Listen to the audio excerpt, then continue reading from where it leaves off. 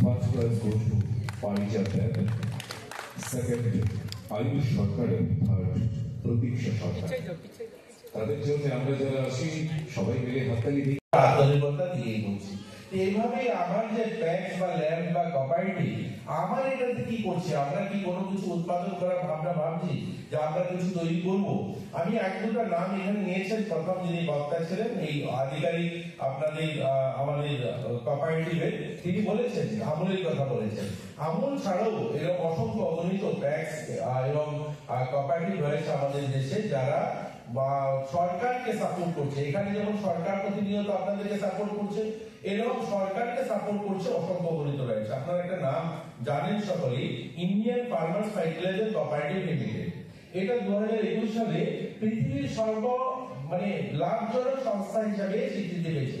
2021 সালে এই সংস্থাকে পৃথিবীর সবচেয়ে বেশি